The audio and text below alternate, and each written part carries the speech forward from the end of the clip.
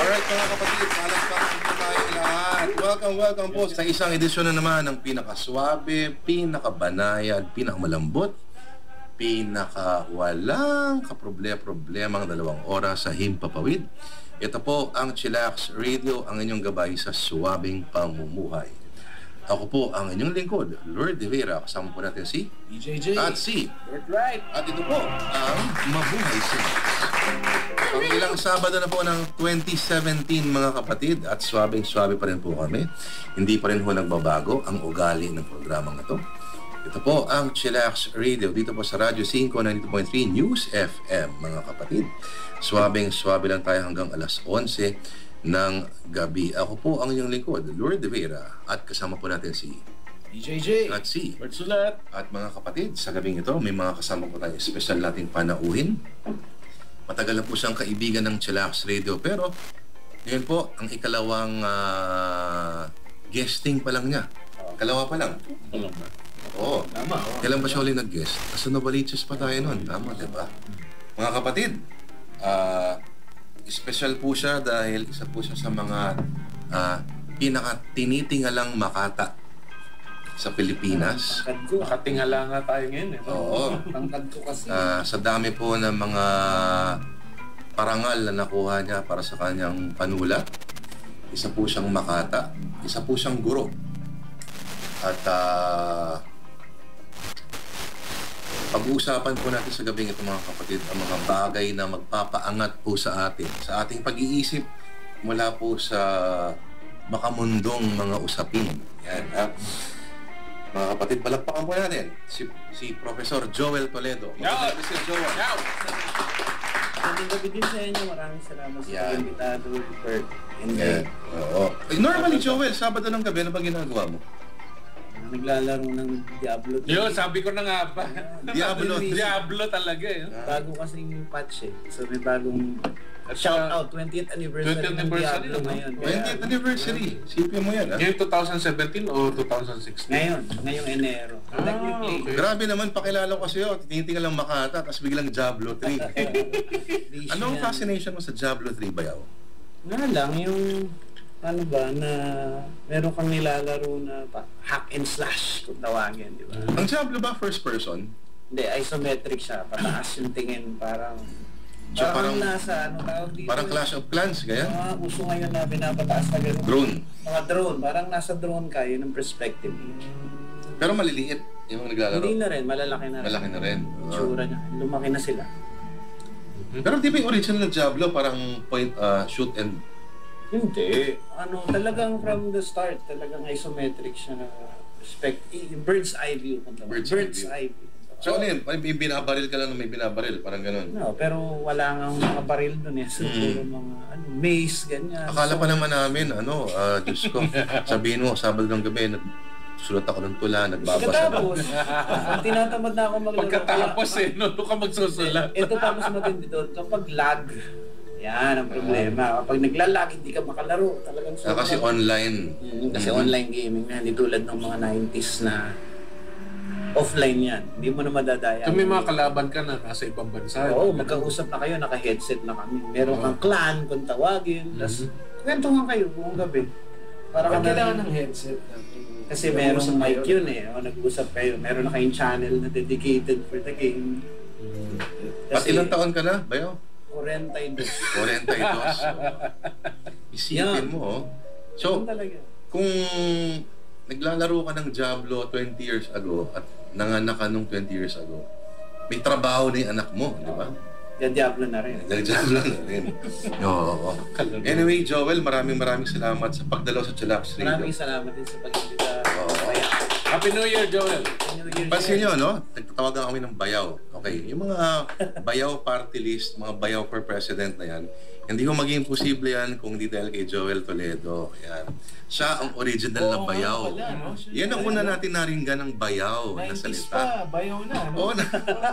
Wala pang bayaw, bayaw na yan. Bayaw. Pakipaliwanag nga, Joel, kung bakit, ano yung kabayawan, bakit, nagsimula yung bayaw-bayaw na yan? Parang napag-usapan lang ng mga kaklase nung college sa UP, yung mga kultura ng mga nagiinuman sa kanto, may dalang good morning towel, nakasando, buong linggo nag-iinom lang, toma. Na usually, lahat yung mga yan, magbabayaw yan. Pero okay, it presupposes na yung brother-in-law mo ay ganun, malaki siya, nakasando.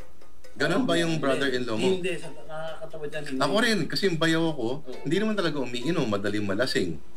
Kasi gato na rin lang. Meron pang elevated aspect kasi siya na while it's sa commentary dun sa typical na Pilipino na mahilig uminom sa kanto, nagpapalaki ng tiyan, at merong yosi sa ilalim ng manggas ng oil, ng niya, ng damit niya. Oo, isang kaha dyan. Na rin siya, parang magandang pagtingin sa tao na talagang tropa mo. Kaya nagkausuhan yung tawagan na bayaw. Bayaw.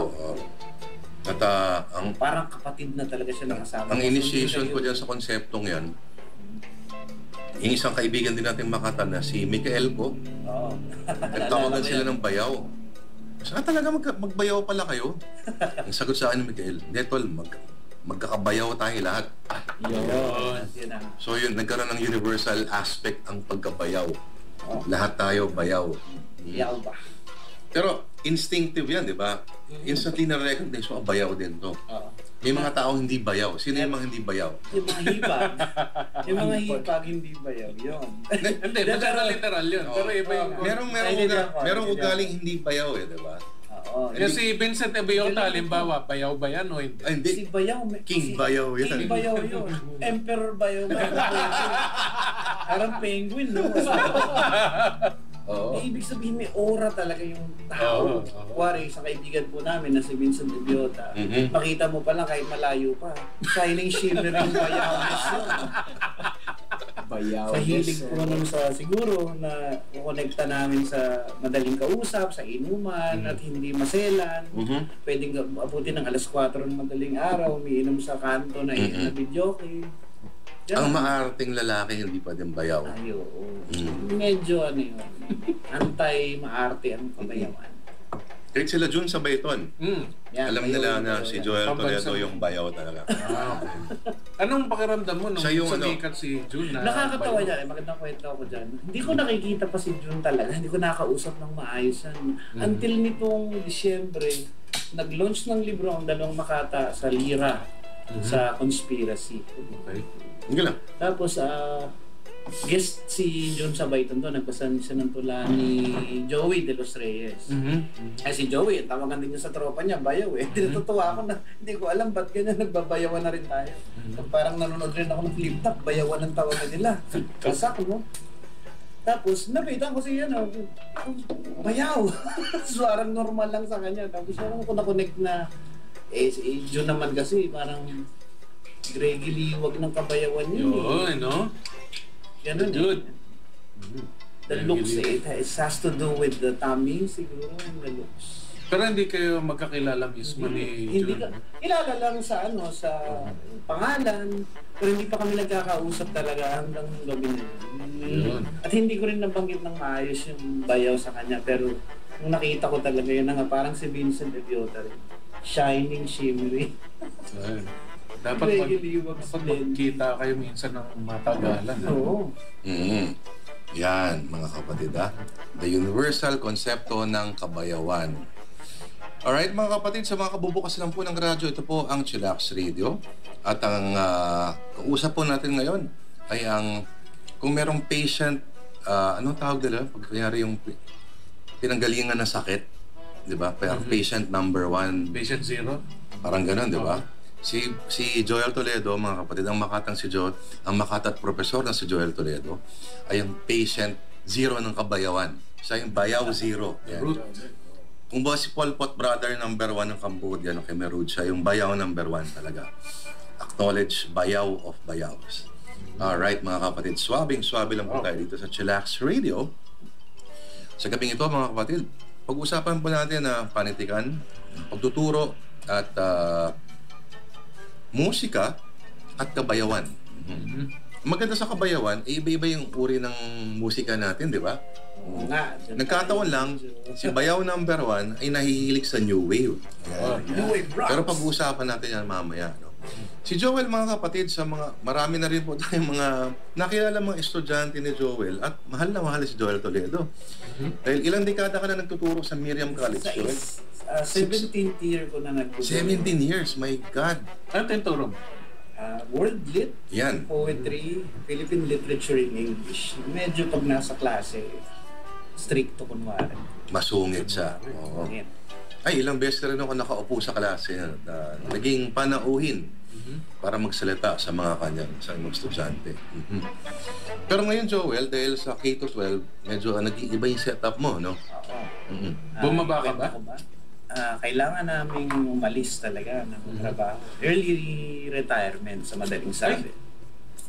Akala ko pero okay. Hindi ka na senior high school teacher? Hindi nagkaroon ng ganong offer eh. Parang naging mandatory after 2 years na kailangan mo talaga umalis. Pero siguro pinalad lang ako na kinuha ulit ako. Binigyan ng ilang units. Yan. Pero ibig sabihin, Joel, ano nag-i-epekto sa'yo nung bagong K-12 na sistema? Marami kami apektado kung abot tayo dun sa aspekto na yan. Aspekto, tama yan. Para kabubuti ng bagong chairman ng National Commission for Culture and Arts. Congratulations po pala kay Ginoong Rio Alto. Congratulations! Galang-galang Virilio Senadren Almario. Bilang tagapangulo ng komisyon para sa sining at sa kultura at mga sining. Tama ba? Yan. National Commission for Culture and Arts. Congrats, Doc Almario. Medyo mahirap para sa amin na nawalan ng trabaho ng biglaan. Kung nabalitaan nyo. Nabalitaan nyo naman yung nangyari na kailan lang. May dalawang guru na pinaglaban yung kaso. Natutuwa naman kami na ipanalo nila yung kaso. Under appeal ngayon, pero bilang isang guro, malaking bagay din na karoon ng konting paraan para maayos. Pero may turo ka pa rin ngayon. Oo, yun nga. Pinalad nga ako na makapagturo pa rin. So, sinasabing pinalad ka kasi may mga medyo binalas-balas. Oo. Yun yung siguro magandang sa din dyan. Kasi hindi naman siguro. Ang punto kasi ng K-12, parang kailangan kaya mong ituro yung mga bagay na sa bagong curriculum ay pang kolehiyo. Dahil dinagdagan nga ang high school, may mga teacher na dapat talaga na doon na pumunta. Kuwari, tuturo ng research. Yan ay pang high school na ngayon. Pero kung tinuturo mo yan sa kolehiyo ng first year, para kang na-displace. Wala kang pupuntahan. So, sa madaling sabi, may mga guru na nawalan ng trabaho, may guru na nabigyan pa ng pagkakataon na magturo ulit, at merong iba na may pinaglaban at pinala sa korte. Saan ka nagtuturo ngayon? Doon pa rin. Kaya palad na nangyari. Pinalad ako na makapagturo pa rin doon ulit. At ang tinuturo mo yun pa rin naman? Yun pa rin. Kasi nga hindi naman kasi first year ang tinuturuan ko. Yun pa lang ang matinding epekto noon. So, estudyante mo, kolehiyo pa rin? Oo, kolehiyo pa rin. At dahil hindi sila apektado ang third year, fourth year na kolehiyo doon sa pagpasok ng mga bagong estudyante, sa ngayon pwede pa akong magturo ng subject na yun. Yung mga naka-assign sa akin. Siyempre nakatulong din dyan, Joel, yung maraming parangal mo na nakuha, sigurado ako. Hindi ko alam yan. Basta bayaw lang ako. Sino pa ba ibang mga palangka awardees sa faculty ng Miriam? Naandyan si Dr. Anyon Webo, pero medyo... Ay, oo. Nasa Malacanang na ata siya, kung hindi nagkakamali. Yun nga ang intindi ko. Si Miss Debbie Tan, nandun din dati, at ngayon ay parang ka-winner din si Miss Debbie Tan. Si John Iremilio Teodoro, na umalis na rin sa Miriam. Nandun din si Mr. John Toralba na ngayon ay nasa komisyon sa Wikang Pilipino. Oo, tama. Medyo nalulungkot po ako dahil nga hindi ko na sila nakikita ngayon. Ayan. Gaano kahirap magturo ng tula at panitikan sa henerasyon ng mga estudyante ngayon? Surprisingly, kahit parang ang madali kasing sagot dyan, malamang distracted yung mga bata. Malamang ang isip nila nasa Instagram, nasa Facebook, kung ano mang hilig nila na social media. Pero sa totoo lang, pag nasa klase, nakikinig naman talaga sila. Siguro rin dahil nga nasa pagdadala na rin yan ng klase, mayroon kang paraan para hindi sila nakatingin sa cellphone. Well, syempre, number one rule, hindi bawal na dapat ang cellphone naka-on. To be fair with the students, hindi naman nila i-off Isa silent mode lang nila. Pero syempre, bilang guro, pag nakita mo naman na ginagamit, paraan para sabihin na, teka lang, eyes on the teacher. Jay, may tanong ako. Si Jay kasi nagtuturo rin. Sa Binild ba, may ganyan din kayong rule? Kahit one-on-one kayo ng estudyante mo? Walang dineclare, pero dapat siguro sa klase. Kasi sa akin, one-on-one. Oo nga. Tumitingin ba sa cellphone sa klase? Hindi pa yata nangyayari yun. Anong sinasabi mo exactly, Joe? Mag-cite ka isang instance na sinita mo dahil hindi pa ako umabot na nasita ko kasi sa unang araw pa lang sinasabi ko na aside from the rules of the school, I have my own personal class rules that you have to abide by. So sabihin ko, number one dyan is no cell phones being used or ringing. I don't want to hear one direction in my class while teaching about Shakespeare, kunwari. So nasa tono siguro, nasa demeanor mo when you say it. Nakikinig naman talaga yung mga estudyante. And I'm happy na gano'n din sa tradition sa Milo. Hindi sila takot sa'yo. Saan ang matakot ng konti? Hindi, so far naman, kahit sa klase ko rin naman, nagturo ako sa Lasal, hindi naman katagalan. Parang na-ingrain na sa kanila na walang cellphones talaga. Kung kailangan nila, lalabas ng klase. Palang intindi ko dyan, talagang hindi pwede doon sa policy ng school. Pero kailangan mo pa rin i-insist. Kasi at some point kapag hindi mo na pinapansin madalas, lalabas yung mga cellphone. Yung mga nagla-laptop sa klase, bayaw yan. Normal na yun na ngayon, kuwari, kung nung siguro 6 years ago, 7, 10 years ago, kailangan kopyahin mo pala ng lecture. Pagkatapos ng isang lecture, pwede mo nang sabihin ngayon sa panahon natin sa students na ladies, pagkatapos nitong klase, take a picture of the lecture, the assignment. Ganun na talaga. So, makita mo mga estudyante, dudumugin nila yung harap para mag-click-click-click doon. Part na talaga ng adjustment din yan sa pag-aaral. Ako na-distract pa rin ako pag may nagla-laptop sa klase.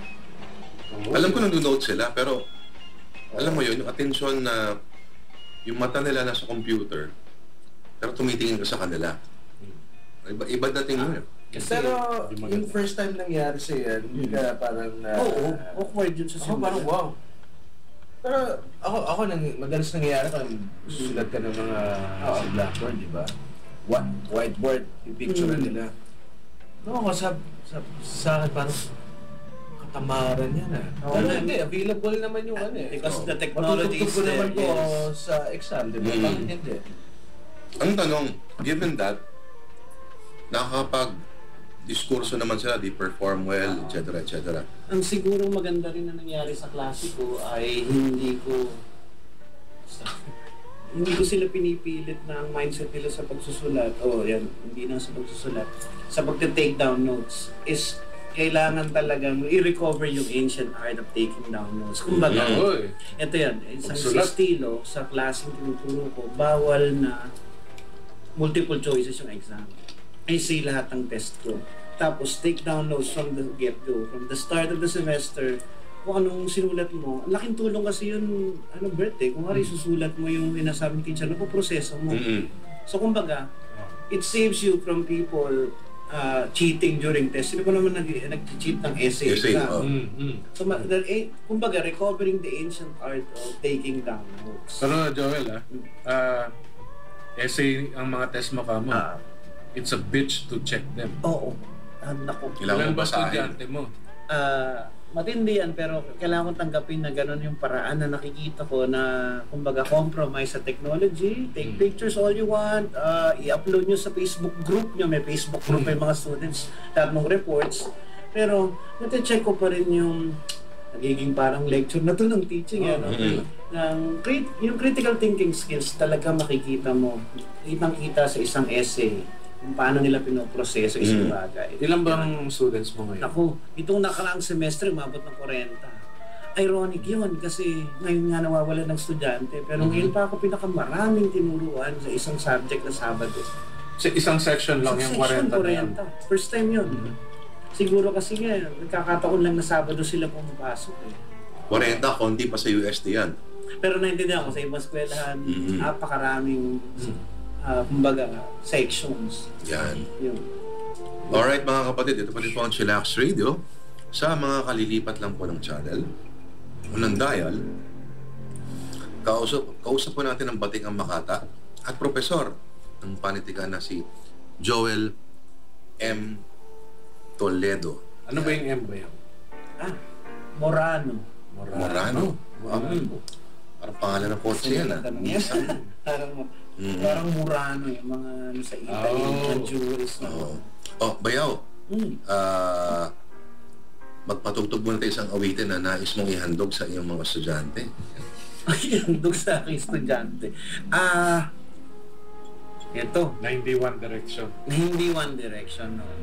Iba may kanta ang One Direction na pamagat ay perfect. Ito naman, she's perfect. Specific dun sa tao. Yeah. Kanta to ng Eggstone na pinamagatang She's Perfect from the In San Diego album. Isang Swedish na banda. Ang term nila dyan ay Sunshine Pop. Yes. No? Chillax Radio.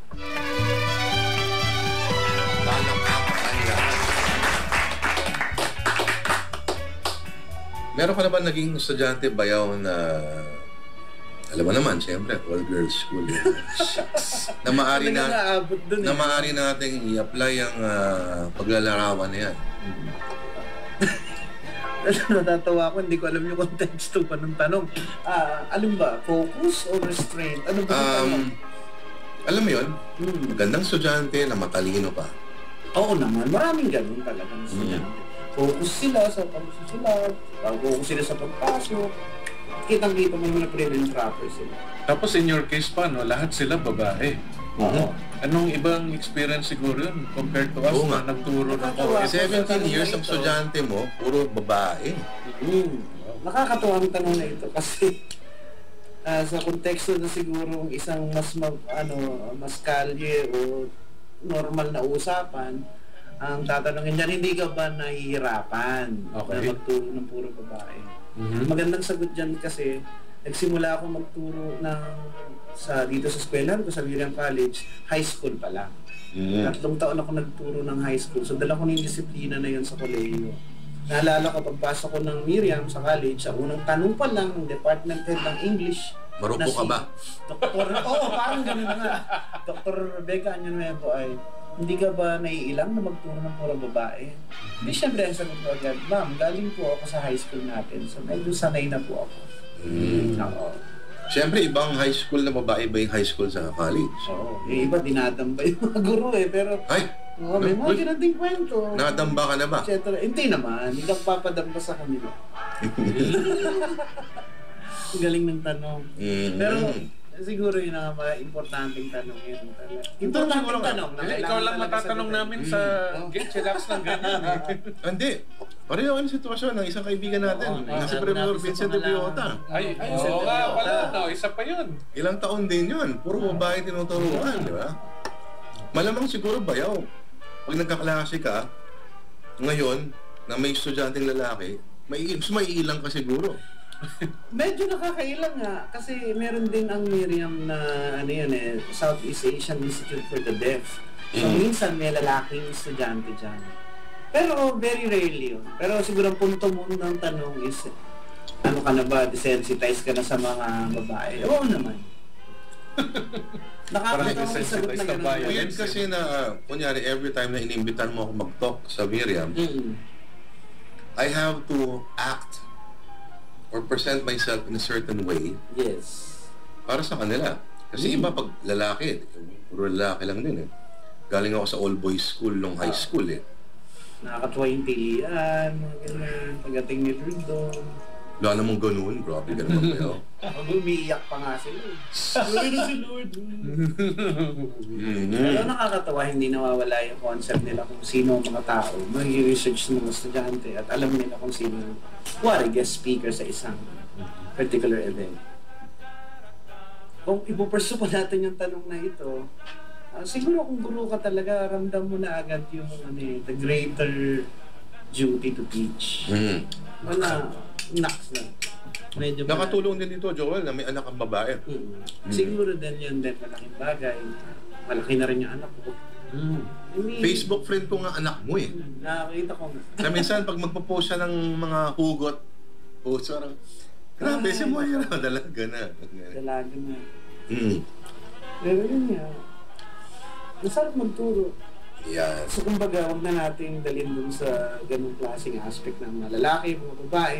Yung pagtuturo talaga isang magandang commitment na. Minsan pag nasa zone ka na, no?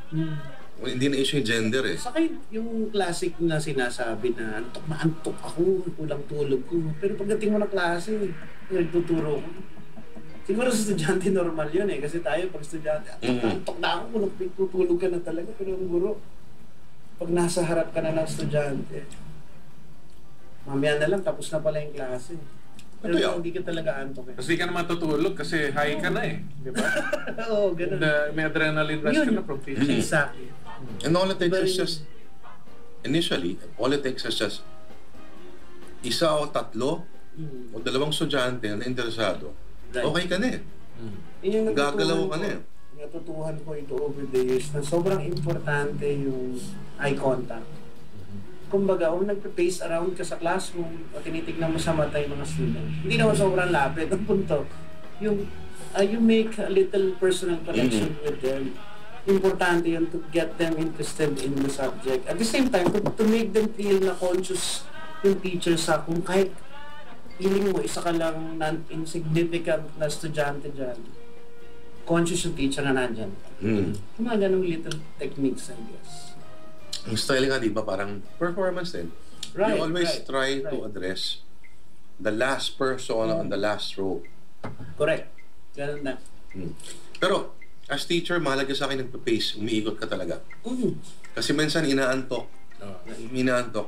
Pag umikot ka, nasa tabi ka ng row, hindi gising sila eh. Tama. Saka it breaks the monotony eh. Kaya nakatayo ka sa gitna. Saka pag parang ginawa ko ng little rule, kuwari sa klase ko na if some of you falls asleep or one of you falls asleep in my class, I'll really bring it up to you na papagpapatawa ako para lang magising ka. Kasi sobrang nakakatawa yan. Not to make fun of them, but to make them feel na kailangan kita dito sa klase ko. Yun. Ang ganda nung mo. Jay, sa kaso mo, paano yan? One-on-one agad, tinulugan ka pa. Gandang motto Parang yun. surreal naman ako na Hindi nangyayari yan. Hindi nangyari yun. Hindi pumapasok. Yun lang. Di ba, Joel, no? So, puro babae yung tinuturuan mo. Kasi, kumusta? Siyempre, may mga bad days pa rin pagtuturo. Right. Have you ever blown your top? O minsan. And anong ginawa mo? How did you express it? Kailangan ko sabihin na I'm disappointed. Things like that. Yung parang tatay na nagalit sa anak na disappointed. Pero hindi yung tono na parang patronizing. Hindi mo inalis yung sinturon mo. Hindi. Hindi mo inagpas yung besa o ano. Never. Ang normal na paraan ko siguro ako na lang personally is lalabas lang ako ng room for a while.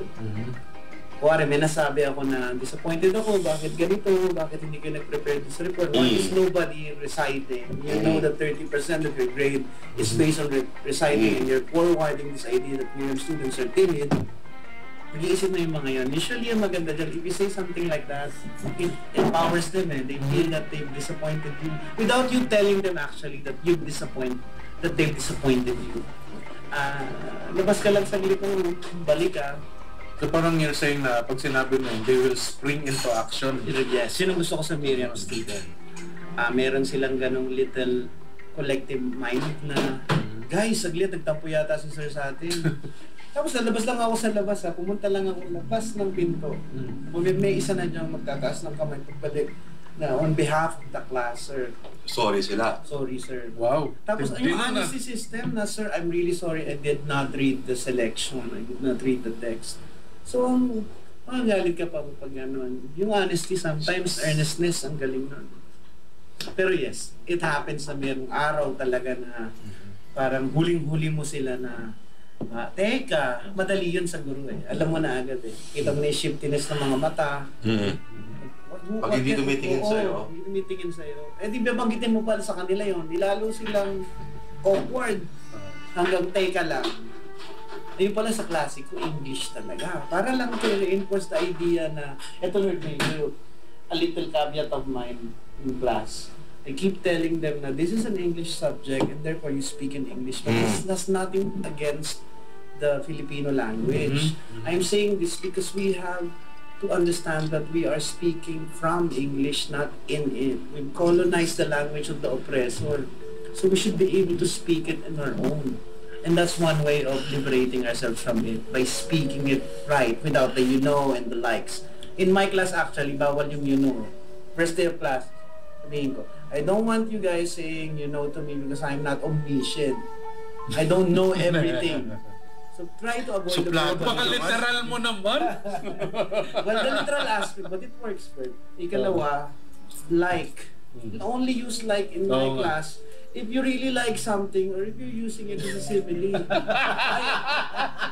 But like, you know, like I was like eating at like, you know, McDonald's.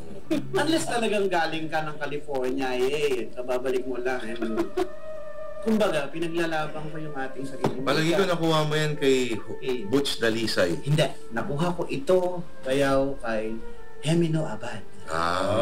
Yan yung kanyang lagi sinasabi, speak from English, not in it. Theoretical Pero yan, yes. etc. Pero si Butch Abad kasi, laging ini-encourage sa lahat na as much as possible, try to speak in straight English sentences. And I really Kasi believe that. it disciplines the mind na dire-diretso lang. Although, challenge nga sa lahat talaga yun. No, hindi naman tayo lahat kaya gawin yun. Marami talagang verbal tics tayo. Oo. But that's okay. Maganda lang naging conscious ka. Kasi the moment na conscious ka, every time kuwari, titingin ako sa estudyante at nag-you-know siya, tatawa sila. Dala-dala na nila yun. Pag-graduate na. Teka, huwag Tama akong yan. pipigil sa pagsasalita. Diretsuhin ko kaya. Promise, malaking tulong yan. And up to now, I get little emails or PM sa Facebook from students na, sir, napaka tutuwa ako, sir, na pinabanggit mo yung like and you know dati. Kasi tutulungan talaga ako to speak kung baga Filipino straight or Filipino English. Hindi ako nag-ahalo or code switch. Pero may na-encounter ka na magre-recite, no? Sir, pwede Tagalogin ko na lang. Oo naman, okay sa akin yun. Ang sasabihin ko, kung gusto mong Tagalogin or gawing Filipino, yung pagsasalita, sana lang ay buong Filipino yan. Maayos Buong ang sentence ay Filipino. Buong, ano bang sentence ay Filipino? Buong pangungusap ay Taglish. Filipino. Kumbaga, huwag mong paghaluin kung maaari. Hindi ka na magaling mag-English, hindi ka pa magaling mag-Filipino. Medyo, merong ganong syndrome. Alright mga kapatid, uusap po natin ang makata at profesor ng panitikan na si Joel M. Toledo ng Miriam College mga kapatid. Bago po tayo mag-break for first gap, ano muna isang awitin na nais mong iwan para sa ating mga nakikinig? Ang dali. Para sa isang kaibigan din namin bayaw, maaari siguro natin, kung maaari lang nga patugtugin natin ang kantang Tinseltown in the Rain. Nako, Tinseltown in the Rain. eksakto yan kasi umuulan nung isang linggo sa Surigao. Yung linggo nito, umuulan. Enero, Bakit ganun, Lord? Hindi, dahil doon sa Auring Mga may auring kasi. At saka yung sunset and sunrise ngayon, lagpas alas 6 na. Alas 6 pa lang. sa bagyo yan. Okay, pero alas 6 pa lang, ang dilim pa rin Panibag. Anyway, ang sino banda artist po na niya? ito ay yun. Ang banda na ito ay Blue Nile. Yun.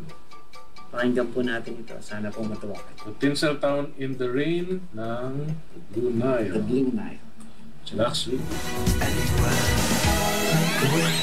Palakpakan tayo lahat mga kapatid. Isang awitin na binugo po sa atin ng ating panauhin sa gabing ito na si Professor Joel M. Toledo. Joel, yun ang awiting? Dream Kitchen ng Fraser Chorus, isang banda from the 80s pa rin dahil mahilig tayo sa New Wave. Saan galing pangalang Fraser Chorus? Galing ba sa program, ano yan? Show, yung sitcom na Fraser? Hindi ko rin alam. Yes, yung Fraser nito eh. Fraser Chorus. Oh. Zito S. Yes, yung sitcom. Pero isang European band na ang hindi ko alam yung iba nilang sikat na kanta, pero as far as I know, ito lang talaga yung kanilang, kumbaga, one hit one. Pinakabayaw nila. Pinakabayaw nila na kanta. Ano ba, Joel, ang fascination mo sa new wave music? No? Ipaliwanag mo naman para sa isa nating kaibigan na nasa Surigao ngayon. Oo. Mahilig sa The Lion Sleeps Tonight. Uy! Kasi ako, pwede kong explain yung sarili kong fascination sa new wave. Hindi ko alam kung ano yung fascination mo. Ganito yan. Nung ako ay mga 8 years old, wala pang kuryente sa probinsya namin sa Silang, Cavite. Ang tatay ko, umuwi isang gabi, may dala-dala siyang isang maliit na radyo. Nagbalot pa ng olive na parang fur, yung nakabalot pa. May lalagyan pa talaga na customized na unang radyo sa buhay ko. Tapos sabi niya, anak, meron na tayong paraan para hindi marinig na kahit tumutunog paggabi. Sorry ibig mo sabihin, prior to that, walang radyo sa bahay ninyo? Wala kaming kuryente until namatay ang lola ko nung ako 10 taon. Wow. At naisip siguro ng tatay ko noon, kung maglalamay, mahirap yata mag-imbita ng mga tao pumunta sa lamay kung walang ilaw. So nagpakabit siya ng kuryente noong araw na yun. Naalala ko pa na una ko nakita nung bumili na ng TV, siguro 2 taon nakaraan. Pagkatapos noon, si Marcos, unang nakita ko ng mukha sa TV. Ibig sabihin talaga, lumaki ako sa Gasera. May ganong little details. Kaya yung unang libro ko, ang pangalan niya Chiaroscuro. Yung idea ba na parang light and dark, yun umiikot ang mundo ko nun. Saan Anyway, saan yung lugar? Isang Lalaan first in Silang, Cavite. Isang maliit na baryo pagkalagpas ng main town ng Silang. At kung papunta kayo sa Cavite ngayon, kapag tinignan nyo ang buong Cavite, parang industrialized na, di ba? Maliban sa Silang. Ang in fact, Silang hindi ay nagbabago. Maraming nga nagtataka ng mga taga Silang. Dapat syudad na siya ngayon eh. Oo, hindi. Ang laki ng Silang. Pinakamalaki siyang town port ng buong Cavite. Kaya may kaibigan tayong taga Silang na rin pala ngayon. Sino? May bahay siya, si Ginoong Jing Garcia. May bahay siya sa Silang. Parang dream house. Talaga magiging dream house niya yun kasi para kang tumakas eh. Nasa gitna siya ng Tagaytay at Dasmariñas. Pero pumunta ka doon parang sandwich siya sa gitna ng may mga SM na lugar. Punta kasi lang parang nasa old school ka pa rin na lugar. Totoo yan. Malalayo sa isa't isa yung mga bahay. Kapag nasa town ka, na doon ka sa mismong bayan, kung tawagin, sa amin, medyo okay na doon, dikit-dikit bahay. Pero punta ka ng baryo, palibutan ka ng kapenyo, papaya, pinya. Diba? Yan ang gusto ko sa Cavite. Ang alam lang natin sa Silang yung main road. Pero marami mga singit-singit yan na, my God, probinsya pa rin talaga ito. Nagkataon lang yung bahay ninyo ay nasa main road. Nagkataon lang na naandun sa tabi, pero hindi ibig sabihin na yung road na yun ay nagpapabigay ng technology dun sa bahay. Magandang gabi sa mga taga-Silang. Magandang gabi po, mga Lalo kabayan. isang reporter po ng TV5 na si Jeff Caparas, batang Silang yan. Naalala ko yun dahil si Dr. Caparas ang nagtuli sa akin.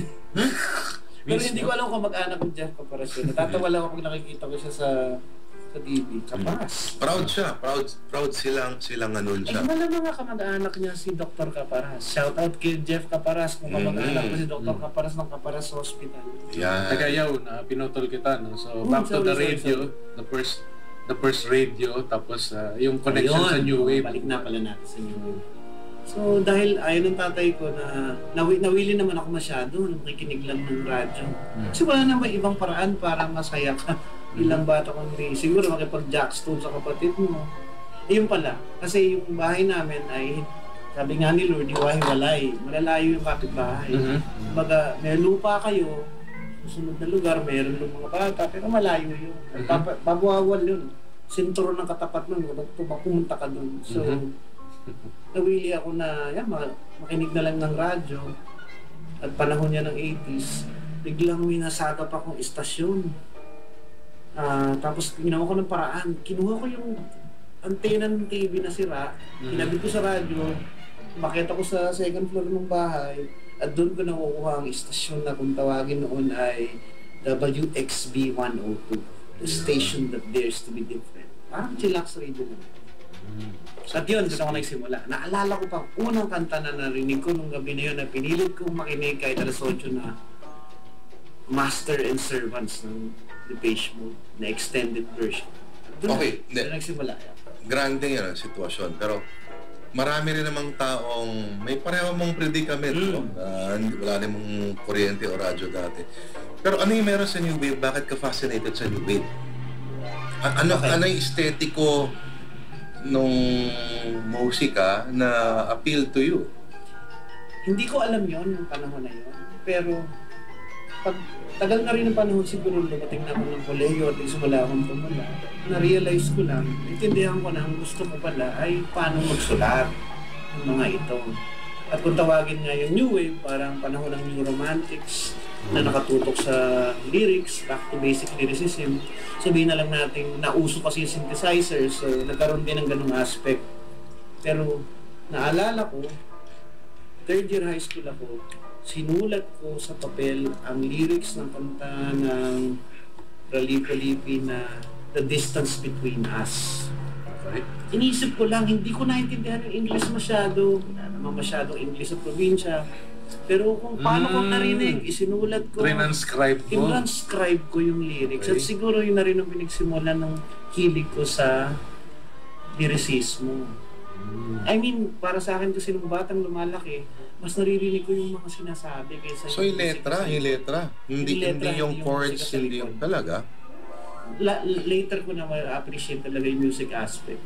Mas naririnig ko yung lyrics kasi kapag nasa probinsya ka, maraming maingay na music.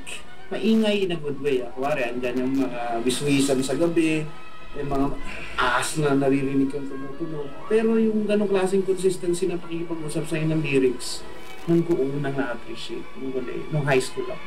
So, parang masasabi natin, nagkapalangka award ka dahil sa Ralipo-Lipi. Oo, sa totoo lang, ma-appreciate ko yung ganyan. Kasi isa pa yan, Ralipo-Lipi, naalala ko ang pangalawa, More to Lose. Show na dancing. Sinusulat ko, mali yung lyrics. Jagged truths.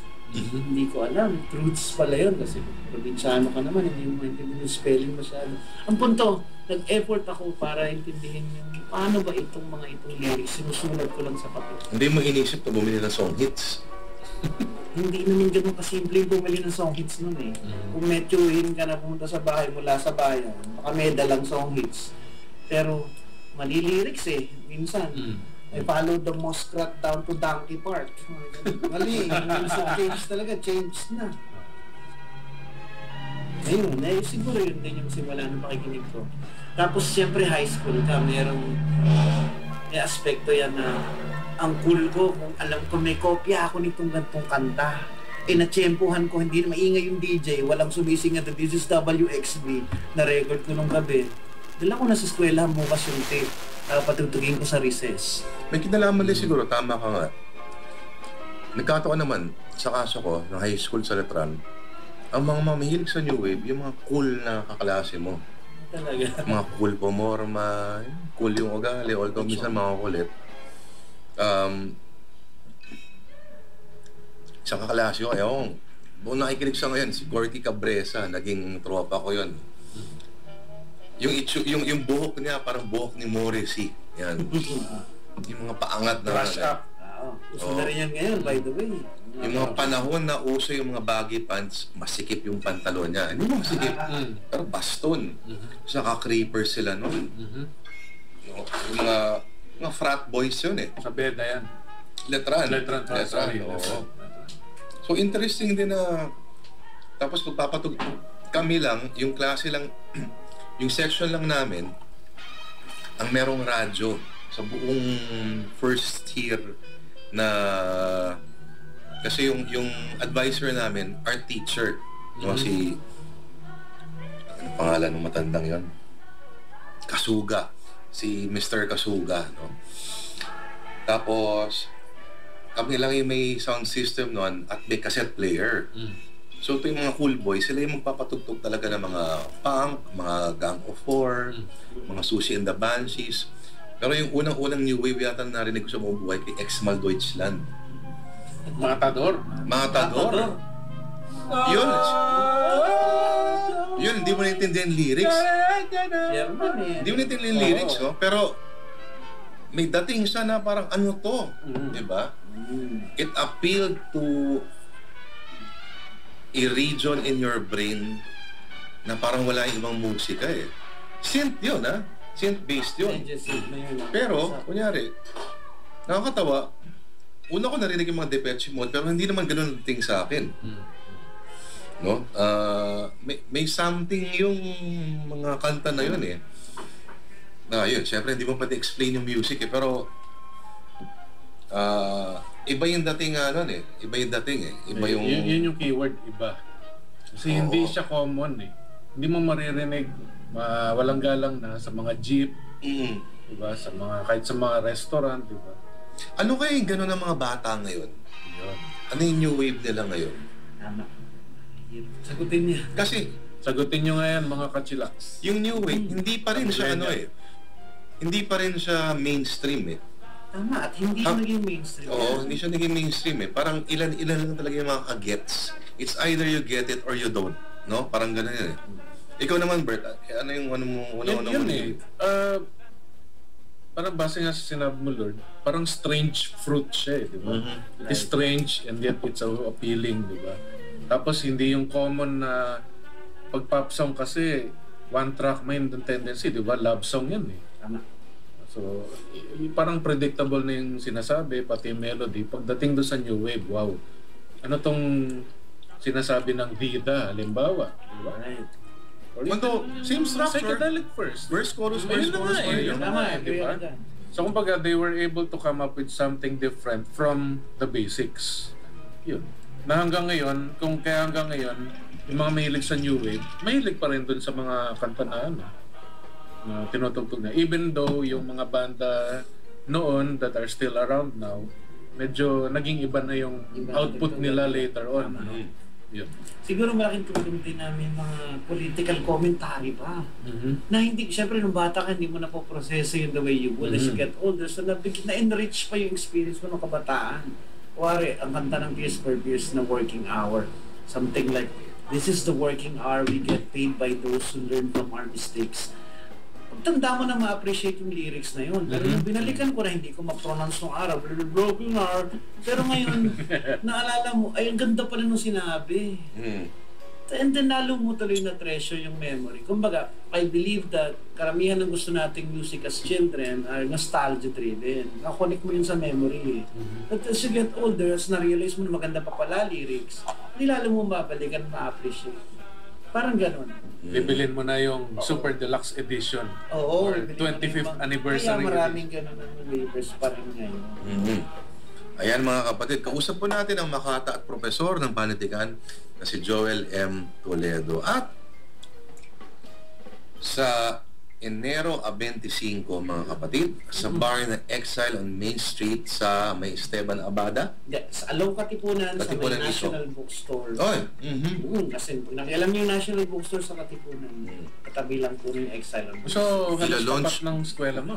Halos tapat ng Ateneo. Ateneo. Oo, doon sa kabilang Tapat ng gate. Ateneo. Tapat mismo. Talaga. Sa may overpass. Tama. Mismo. Si Joel Toledo po mga kapatid ay maglo-launch po ng kanyang aklat na pinamagatang Fault Settings. Hindi the fault in our stars. Pang-ilang Hindi aklat? mo- Pang-ilang aklat ba ito, Joel? Technically, pang-5 ko, pero pang-4 ko ito na collection ng pula. Fault Settings. Oo, pang-5 pa lang pala kasi na-discover mo recently na binebenta sa Amazon ang isang mong aklat. Yun yung una. Pedro and the Life Force. Ganda na pa, maganda. 1997 pa. Oo. Pero hindi siya mga tula. No? Hindi siya. Ano siya? Short novela ba? Novelette. Isang Novelette. maikling, ano yan Tolkien fan kasi ako. So, parang inappropriate yung Tolkien aesthetics sa silang. Kunwari may isang bata na ganun, classic na story na initiation journey return na may na-meet siya ng local folkloric creature. May palang, may kapre, the works. Kaya sabi sa'yo, bakit di mo gawing graphic novel? Oo, And it was actually rendered. Yes. Pero hindi ko na maalala kung sino yung gumawa. At nung tinag ko yung tao, hindi rin reply. Di pwedeng gawing pelikula yan. Hindi ko naisip yan. Pero shoutout kay Mr. Egay Samar ng Janus Silang. Parang ganun kasi yung konsepto ng Pedro and the Lifers. Kung alam niyo po yung Janus Silang ni Egay Samar, Edgar Calabia Samar, ganun po yung texto. Fantasy siya in the Tolkien tradition. Pero ito Harry Potter. namang fault settings ay ano naman ang may Ito. common thread ba sila? Hindi ko masabi. May bakas ba ng Fralipolipi dyan sa mga laman niya? Sa totoo lang, sabihin ko sa bawat collection ng tula na sinusulat ko, may connection lagi yung pagmamahal ko dati sa ganun musika na kasi pag nakinig ka ng radyo nun, Ocean Deep or All Night Long ni Lionel Richie. Sa jeep yan, papunta ng bayan. Oh, grabe. Pero happy ako na pag-uwi ko ng bahay, meron dito Aztec camera. Sino ba tong Aztec camera na to? Ano ba yung Aztec? diba? Ano ba yung camera? Hindi naman, camera alam ko na yata kung ano yung Aztec, hindi ko pa alam nun. Pero pagdating mo bukas sa eskwelahan, baladala mo yung tugtog na yan, masaya ka na kasi parang naramdaman mo yung unang panahon sa buhay ko. Siguro na meron ko alam na hindi alam ng basta-basta ng lahat. At Sinero nasa mo. baryo pa ako. Siyempre, may maliit yan na grupo na mabubuo na hanggang lahat na nakikinig niyan. Hanggang sikat na yung The Promise sa buong Pilipinas ng When in Rome. Eh di, by then, ayaw mo na nun. So, doon siguro nagsimula yung concept ko na medyo pinapakinggan na iba.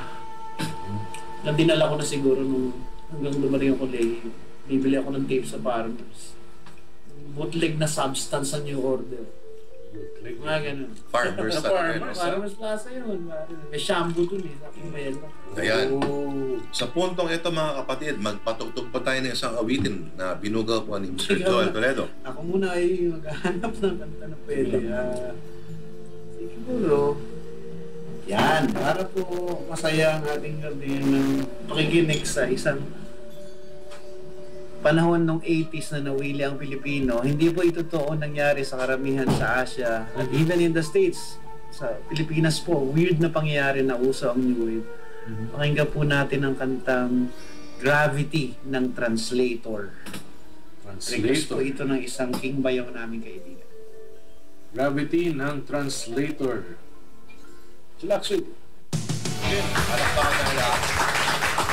Dalawang magkasunod na awitin mula kay Joel Toledo. Salamat. Ano yung huli nating pinarinig? Years Later ng Cactus World News. Cactus World. May trivia ako dyan. Mm. Isa sa pinakamahirap bilhin na album at makita na album. Kung baka collector ka ng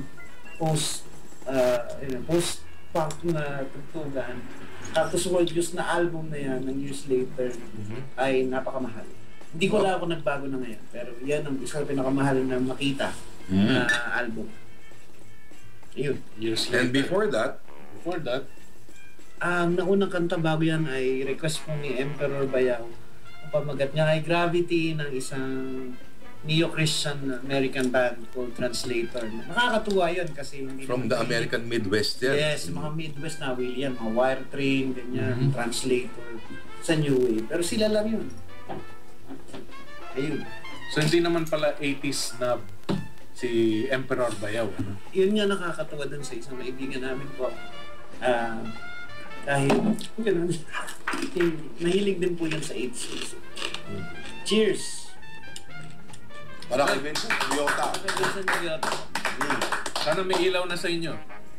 Ulitin natin ha. January 25, sa Salamat. Exile on Main Street, mga kapatid, imbitado ang lahat na pumunta sa launch ng panglimang aklat ni Joel Toledo na Fault Setting. Isang koleksyon ng mga tula na nilabas po ng UP Press. UP Press. Yes.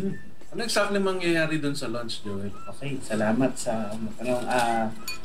Bali, may mga magbabasa po ng tula na mga kaibigan naman ng ulat mula po dun sa koleksyon. As may mga bandang tutugtog pagkatapos. Kumbaga, isang gabi lang po ng may book signing din pala. Ipirma po ako ng mga libro kung makakapunta po kayo at pumili ng libro. Maganda pa po pala, magkakaroon ng booth ang UP Press dun sa gabi at discounted launch price yung libre. Magkano Joel. lumalabas? Mm. Kaya, magkano? 240 Parang po wala siya. na yan. Parang magbaon na sila. Yun. Kapag po kasi sa bookstore na 300 yung libre. Yeah. Oh. Joel, matanong kita, no? Paano mo nagagawa na nasasabay mo ang presence mo sa social media tapos nakakatula ka pa rin without compromising yung craft mo? Ang tanong, parang hindi talaga siya konektado. Mhm. Yung pagtula sa akin, isang bagay na parang kumbaga, kung nung araw, mas pinipilit kong tumula bawat gabi, pipilitin mo, konting inom, try mo magsulat. Habang tumatanda, parang isang bagay lang na ginagawa mo na kung meron ka naisip na magandang pamagat ng tula or may isang linya na gusto mo. Pero hindi konektado dun sa presence sa social media eh. Mhm. Parang ano lang siya, isang bagay na sobrang hiwalay siya. Hindi ko makonect eh. Joel, Parang iba yung witticism mo sa maging witty, social media. Hindi hatayan yung ganito eh. Joel, paano ba yung engagement mo sa social media? Kunyari, sa isang araw, ilang minuto, ilang oras ka nagla-log on sa Facebook? Sa telepono hindi. Kapag nasa telepono ako, madalang ako naka-Facebook. Pero pag nasa bahay lang, kumari meron akong ginagawa, naka-alt tab na lang ako. Mhm. Andun lang siya sa likod. Nakabukas lang yung isang tab. Pero hindi ibig sabihin nun mag-status update ako. Kasi maraming kaibigan na mahilig mag-status updates. May araw din na parang gusto mo na ang dami mo i-post. Dahil kataon lang na meron ka naisip. Pero hindi ko iniisip na, teka, kailangan mag-post ako kasi ito ko nag-post kanina. Walang ganun. Hindi siya konektado. Bottom line, hindi siya konektado dun sa aspect nito. Konektado ka ba sa mga estudyante mo? Oo, may Social Facebook group kami. Parang na-realize ko yan 2 semesters ago na ang laki palang tulong ng Facebook para mas ma-manage mo yung class outside the classroom. Exactly. So, sa simula pa lang, first day of classes, sabihin mo na pag meron nag-volunteer na BDEL or class rep, na later tonight, get their numbers and our email, our Facebook addresses, and make a Facebook group. So, it makes the job of the teacher easier. At the same time, mas madali mag-communicate nga. Yeah. So yun, helpful talaga social media. Absent ako bukas Pwede rin. Pwede, oo. Okay. Yo, kailan ka nagde-decide kung mag-engage ka o hindi sa Facebook? Kung wari may issue na bigay. Kunyari minsan, hindi pa nga eh. Minsan mag-status ka, paglilinaw sa isang usapin ng grammar o lingwahe o paggamit ng isang English. Nawili kasi ako dyan lately. Pero medyo ngayon nga, wala akong maisip na bagay. Pag may maisip lang ako, o kaya depende rin sa circumstance. Kasi karamihan ng mga grammar things na pinopost ko sa Facebook galing sa klase ko. Kuwari, nakikita ko sa essays na sinusunod ng students. Tapos naisip ko na after some time, maganda yatang mabanggit ko to my friends sa Facebook. Pero kumbaga, andun lang yun. Nangyayari lang dahil naalala ko. Hindi ko consciously pinlan. Kaya, so nababasa ng mga estudyante mo yun na may sinight ka na error? Hindi naman. Well, personal lang naman yung kuwari essay, may little grammatical correct. Lalagyan ako ng notes sa papel. Ibig ko sabihin, pag pinost mo about it, mag-post ka about it sa Facebook, hindi nila Hindi nila makikita, hindi naman kami friends. Hindi kayo connected. Hindi ba nakakainis minsan na hindi ba makata ka? Ba't ka nagpo-post tungkol sa sapatos? Kung kaya ng mga... Hindi ba? Sa Diablo. Nakakainis yung ganun eh, di ba? Parang teka muna, basahin mo yung libro ko. Ba't huwag mo ko husgan sa Facebook post ko? Pero inevitably, may ganun kasi ngayon. Para may mga ganun sila ngayon. Kailangan maging dito. Maging sobrang jack of all trades. Poet ka, keep to be... Awan ko, hindi ko pa na-encounter kasi naman nagsabi sa akin na alam ko pa makakabot ka sneakerhead. Walang gano'n. Wala pa naman. Hindi, ako may gano'n. May gano'n ako. Ako may gano'n ako. Parang animal naman yun. Parang troll ka ngayon. Di ba makata ka? Talaga, pag nag-post naman ako ng tula, hindi mo maintindihan eh. May mga gano'n eh. Masaya lang. Anong gusto mo naman? Believe ako sa mga taong kaya na lang i-keep up yung presence sa social media na yung gusto nila i-project na imahen ng Right. sarili nila. Yan, diba? Okay, patugtog pa tayo, bayaw. Sige, sige. Mm. Mula sa mga fans ng REM nitong mga 90s, baka hindi nyo po alam, ang REM ay sumikat noon pa lang early 80s. May buhok pa si Michael May buhok Stipe pa si noon. Michael Stipe noon. At nandun pa si Bill Berry. Yun. Mula po ito sa album nila na Reckoning. Ang unang narinig ko sa XB102 na kanta ng REM, pamagat po nito ay Harbor Coat. Mhm.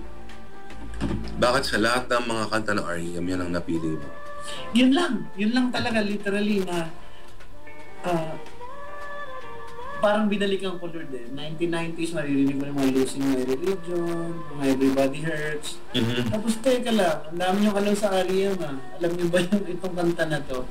Pero nakunik ko lang doon sa memory na meron na ako alam na REM bago pa sumikat na ganyan. At yung areglo ibang-iba. Parang ska, na ewan, maingay yung gitara. Di ba, Bert? Yung Harbor Coat, iba yun eh. Ting, ting, ting, ting. Saka hindi mo maintindihan yung pinagsasabi niya. Oo. Hanggang ngayon, hindi ko pa rin alam. Hard again. Ano ba talaga sinasabi doon? Basta, ang ganda-ganda nun for me. Okay lang ba, Ginoong Lord de Vera, na mag-REM na naman ng Chillax Radio? Okay lang. Bakit ano ba yung REM before? Wala naman.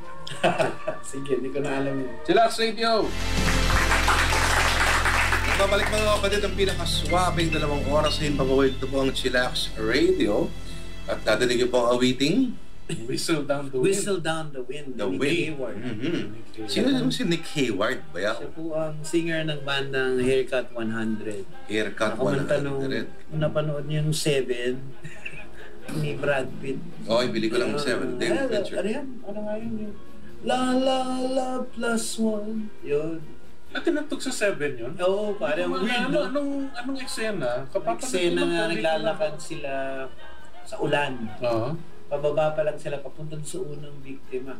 Si Brad Pitt at si Morgan Freeman. Yung Love Plus One ng Haircut 100. Napakawalang connection dun sa scene, no?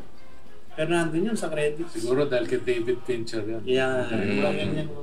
Magaling sa soundtrack si David Fincher. Mm. Oo. Isipin mo si David Fincher ang nag-direct ng The Social Network. At ang pinili niya gumawa ng soundtrack si Trent Reznor ng 9 Inch Nails.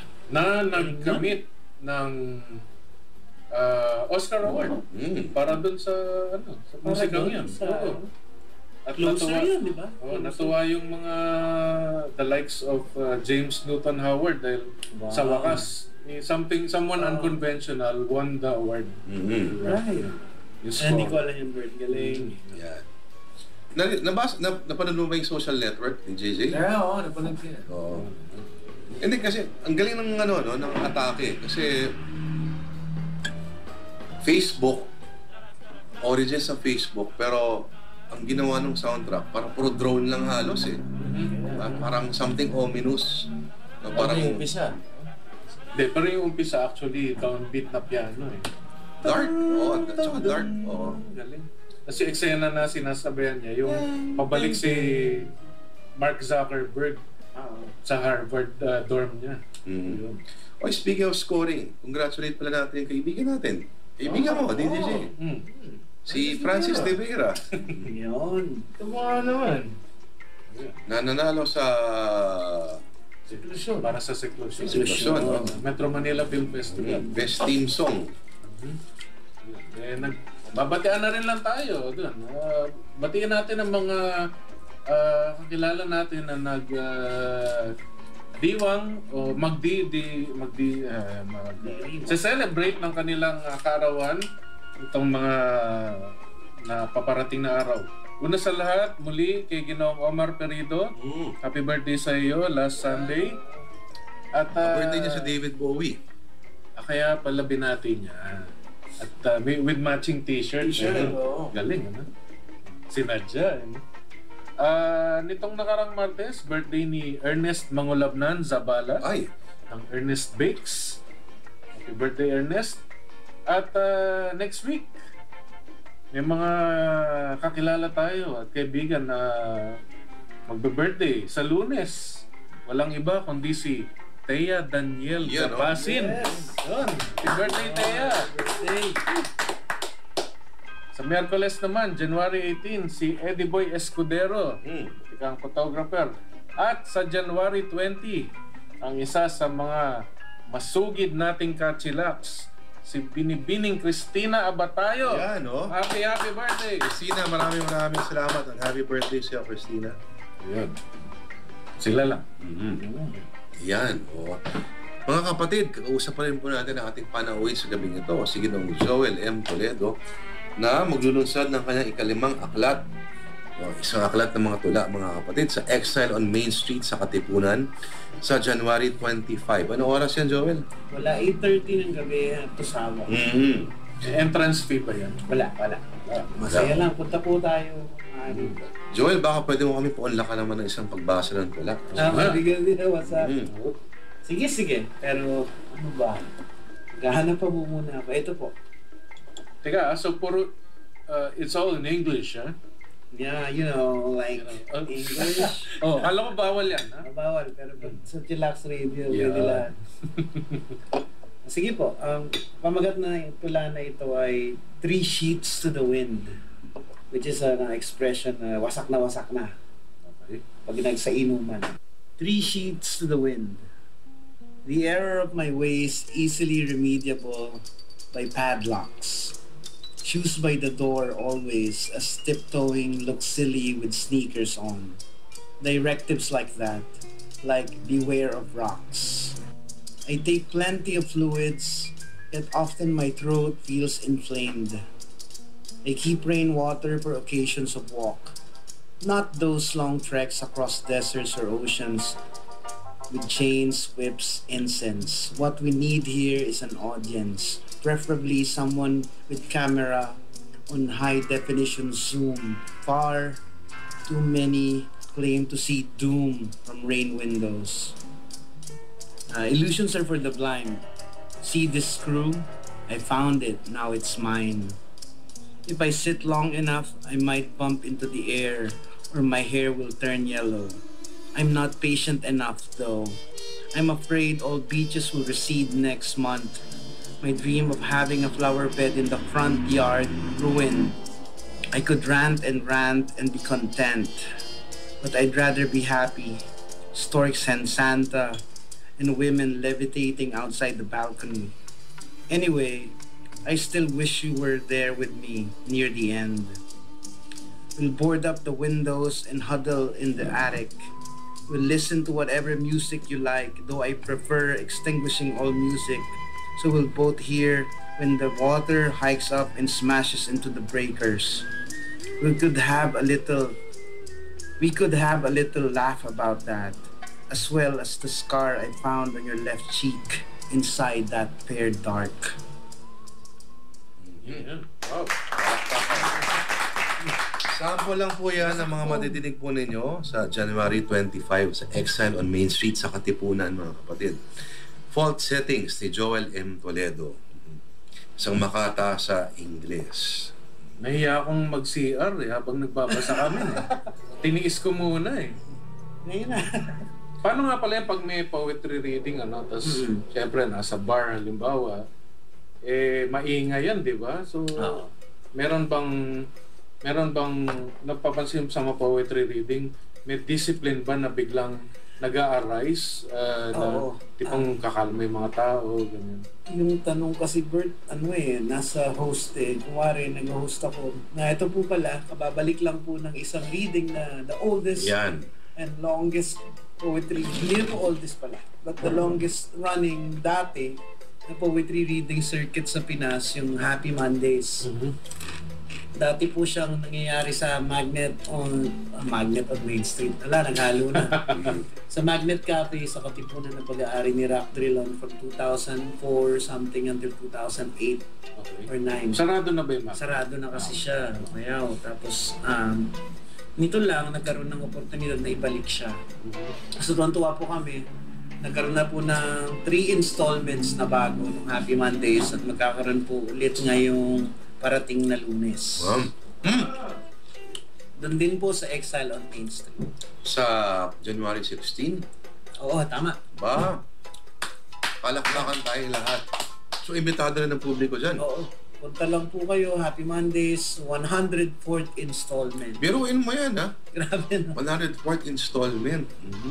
Masaya po siya. Kahit sino po pwede magbasa. Wala po siyang exclusivity clause.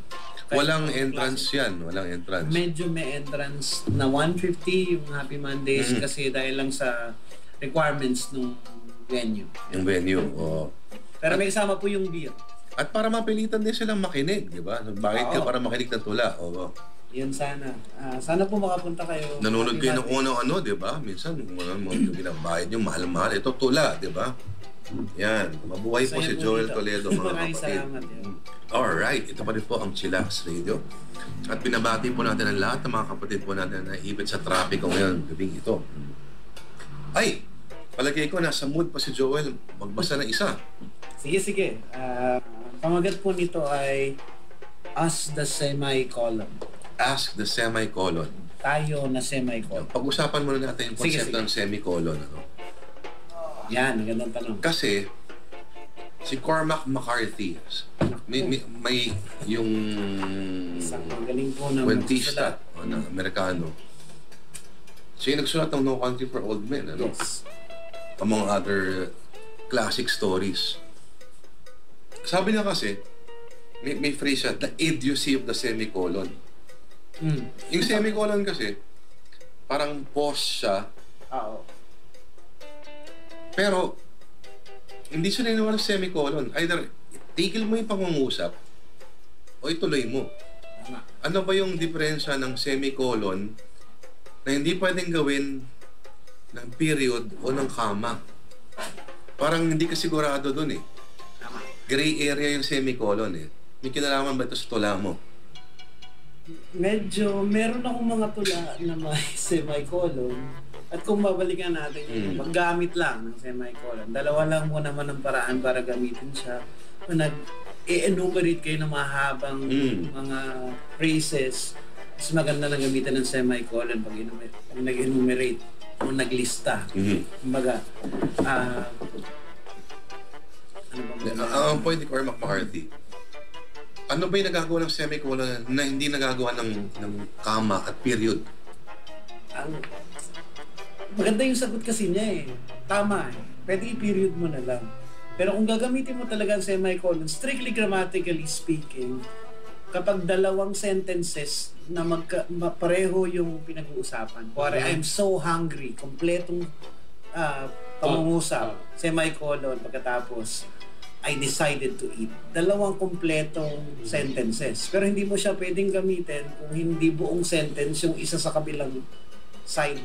Otherwise, magra-run on siya. Yes, magiging run-on sentence. Although may gumagamit naman ng semicolon na yung ikalawang bahagi ng pangungusap, hindi full sentence, di ba? Eh, yun ay mali. Mali yun. Mali Oo. yun. Kasi may Kailangan mga nagbasa ko mo- ganun, nalilito ako actually. Walang... Dapat parehong grammatically speaking, diba? dapat kompletong sentences pareho left and right ng semicolon. Otherwise, comma ang gamitin mo siya. Diba, Yan. comma. Diba? Or sabi nga ni Cormac McCarthy, period na lang. Period mo na lang. Mas magaan pa basahin, di ba? Anyway, na-distract tuloy ako. Ang pamagat niya ay Us the Semicolon. Tayong Semicolon. I want to witness a lot of things, like Mount Fuji, or fallen pomegranates, cloud curled around the ankle of a Himalayan monk. See, the dream follows a template, floating cages in the river, someone tipping his hat. Another becomes a tree whose attention is fully supervised by weather. So strain with me. There are days when exhilaration comes in from the window and, breathless, I can almost touch it. Neither breeze nor sun ray. It's something gradual, like anesthesia kicking in. A letter understood years after. I wake to the same room, a desire to rummage. There, you said, pick it up and read. Dear past, don't exist. Give me relativity in my old running shoes. Make me quick again, even speed itself couldn't keep up. Palakpakan tayo. Alam mo, Hindi ko ganap naiintindihan yung tula mo, no? Pero, But that's the beauty of it. hindi, In a way. ang beauty ng tula, hindi mo siya kailangan dapat maintindihan. Oh, Yun ang stereo. Hindi mo kailangan siya maintindihan, pero kailangan mo siya maramdaman. Yun. Like a new wave song. Yes. Immediate comprehension is never the province of hope. Kaya nga, yung unang imahin mo pa lang, Mount Fuji. Sorry, babalik ako sa karanasan ko sa Japan. Napunta ka na doon. Mhm. Ba ako nakapunta. At akala mo, I want to witness it though. pag nakasakay ka sa bus Sa Japan. sa Japan, minsan, challenge pa na makita ang Mount Fuji. Minsan, balot siya ng ulap. Ah. Yung guide namin, tuwang-tawa siya nung finally, bumukay mga ulap at kitang-kita mo yung Mount Fuji, ganun. Oh. Kasi hindi pala siya lagi magpapakita. So, iba-iba siyang angulo. Tapos lahat ng mga dinescribe mo, ang mga ginamit mong salita, Joel, may light, may window. Lahat yan, nag-flash sa akin, nakasakay ako sa bus. Silipin ko nga, hindi ko in-intend. Pero, Kaya fascinating siya eh. No? Considering ang laki-laki ng Mount Fuji, yung una ko pang karanasan doon, nakaakyat kami sa slopes ng Mount Fuji without actually seeing the damn thing. Kasi puro fog talaga siya. No? Ibig sabihin, nandun kayo sa paanan. Oo. Pero hindi... Or pag kalagitnaan ng Mount Fuji, hindi pa rin namin siya nakikita. Kasi may mga ulap. Yung pangalawang bisita ko, doon ko nakita ng buo yung Mount Fuji. Kaya yung mga guides, para silang mga bata, nung nakita na, oh, it's clear. Ayan. Parang karanasan na makita mo yung Mount Fuji na buong buo. Parang pinakita niya yung buong sarili niya sa'yo. Diba? Kaya yung mga Hapon meron silang ritualistic idea ng kanilang nature. Pero, having written that, Joel, what led you to come up with that? Especially since, unlike Mr. De Vera, you've never been there. Or at least you've never seen it live.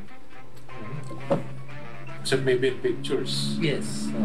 Siguro hindi yung inspirasyon para isulat. Mm. Pero hindi, kumbaga, mahalaga sa akin kasi yung pananaw na may maisip ka na pamagat lang, hahabulin mo yung posibilidad ng isang nula. Pero bakit as na semicolon? Bakit?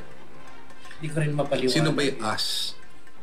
Na parang gano'n na rin, parang Cormac McCarthy yung concept na hindi mo mailugar yung sarili mo doon sa gitna. Mhm. May ganong concept yung tula na tatapusin na ba ng period ito o itutuloy ito sa isang susunod na sentence. Medyo conceited ang dating pero Parang may hugot element yung mga ganyang gilid. pero linguistic hugot. Mhm. Yun yung hinahabol ko eh. Hindi ako Pag-usapan naniniwala natin na- linguistic hugot na yan. Kasi naman, ang terrain talaga ng tula ay lingwahe. Tama. Hindi sentimiento. Yung Nakakalimutan sentimiento, ko marami. air supply, pwedeng ano yan mga ganyan. Yes. Pero yung sentimiento, by way of language, yan talaga ang probinsya ng tula. Mhm. Na ang tula ay gumagawa ng sarili ng universo, sarili ng mga moral principles, sarili ng estetiko, sarili ng mundo. Kumbaga, ang tula is a self-contained na unit na hindi mo pwedeng... hindi. Sa interpretasyon ng ganito yan, hindi. Ang tula, kung new criticism ang pinababatayan natin, ay isang parang painting, di ba? Kung tumitingin ka sa painting, ang appreciation ko ng painting na yan ay hindi nakasalalay sa ibang historical element or historical appreciation of any external factors. Kundi, pag titingnan ako sa painting na yan, the painting as it is. Yes. Di ba? Parang Japanese quote na, I should take a mountain or I should appreciate a mountain for what it is, not as a commentary on my life. Right. Parang gano'n, di ba? So yung tula na yan ay, or any tula for that matter, is a self-contained work of art. Yes. Mhm. Agree ako doon. Kasi parang kapag naman tayo ganito na lang. Marami kasing schools of thought para fair. Kumari, merong nahilig talaga sa hugot, mindset ng kulay, avenue for therapy, or avenue for exorcism of demons. May ganong pananaw. Meron din ibang naniniwala na ang tula ay, independent and exists on its own. Agree ako din doon. To be fair lang with the others, merong ibang paraan para i-appreciate yung pagtula. Siguro ako na lang, sa akin, kumari, naniniwala ako na pareho kami ni Lord ng pananaw na ang tula hindi nagagaling sa musa. Hindi siya nagagaling sa isang bagay na parang na-inspire ka and therefore, kaya mo nasulat yung tula. But rather, from the premise that merong lingwahe dyan at merong posibilidad ng tunog dyan. Ganito yung kinasabi ko sa mga estudyante ko, the duty of poetry is never to tell the truth, but to aspire for the possible. Kumbaga, andyan yung posibilidad na lumawak yung lingwahe na yan. Kung may tunog ka na rin nakikita dyan na lalabas mamaya, doon ka nagsimula sa isang unit of language. Vehicle lang talaga siya. Kumbaga, sasakyan na panggagalingan ng posibilidad. Hindi na necessary ng katotohanan. Which is not to say na ang tula ay nagsisinungaling period. Pero mas magandang pananaw yun, di ba? Kaysa naman dictum ang tula na ito ang dapat gawin. Yun There's a way out of banality. Yes. Of drudgery even. Merong truth that every poem aspires to, which is aesthetic truth. Yes. At yun na rin yata yun eh. Yung aesthetic truth is the possibility of that language. Ang isang mahusay na tula ay pwede niyang pagbalik-balik na rin ang katotohanan ng realidad. Tama. Pero maaaring mag-disagree sa scientific factors. Right. Pero sa estetikong mundo ng tula, kailangan mapatunayan niya na ito yung katotohanan. Otherwise, hindi maniniwala yung nagbabasa eh. O hindi bibigyan ng posibilidad na, teka, baka pwede. Yun na lang naman ang habol ng tula sa tingin. Kunyari, pwede ito. simpleng tula ni Ezra Pound na In a Station of the Metro. Oo. Dalawang linya lang yun, no? Paano ulit yun? Dalawang linya na to. The apparition of these faces in the crowd. Petals on a wet black bough. Yan. Dalawa lang yun. Sa Tagalog, parang aparisyon ng mga mukhang ito doon sa maraming tao. Wala siya sinabing like or they look like. Sabi niya, petals on a wet black bough. So, immediately sinabi niya parang itong mga aparisyon ng mga mukhang to ay parang mga talulot. Parang dahon na rin. Petals, talulot sa isang yung bulaklak na wet black bough. So, yun. Kumbaga, parang kumbaga, it encourages you to look at things in a different way. At a different light. Pag sinabi ko niya rin ng Makata na itong mga mukhang to ay parang talulot ng mga bulaklak, itim na bulaklak, nagbibigay siya ng isang katotohanan na emotionally ay totoo.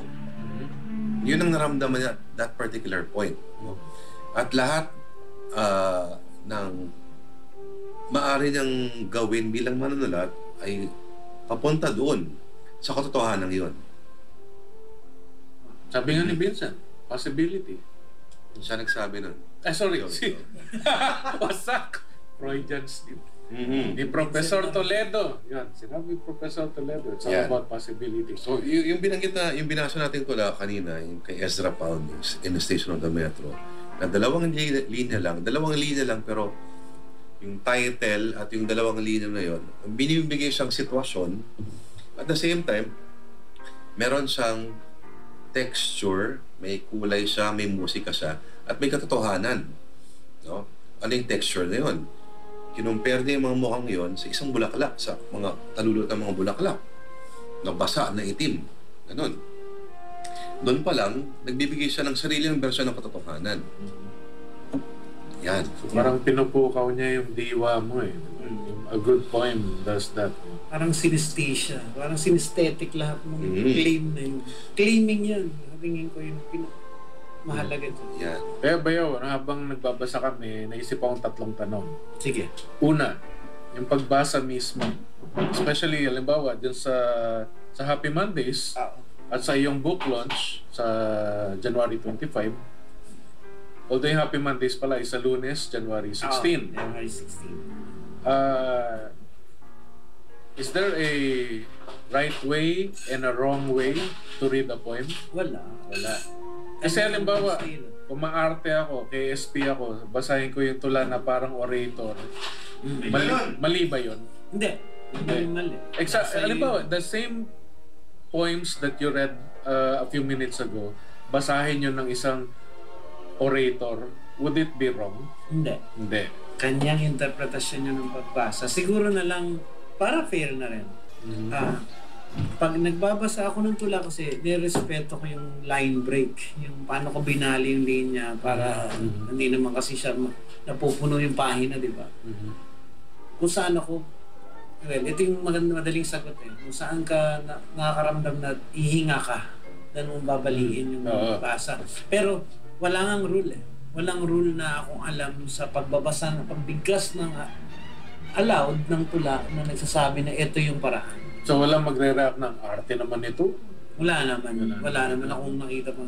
Unless siguro lagyan mo ng mga like at yung magbasa. Ay, hindi. Ad-lib na yun, di ba? Ad-lib na yun. Ad-lib nga. I like to witness a lot of things like mouth like food like G. Kaya medyo hassle yun. Pero ikalawa. Ang poetry, as you had mentioned it earlier, parang it's lyricism eh, no? Di ba may banda ka dati? Oo, yung Los Chupacabras. Shout out. So, you had actually dabbled in songwriting? Hindi. Ay, hindi ba? Ang ironic doon kasi dalawa kami na membro ng banda na tumutula.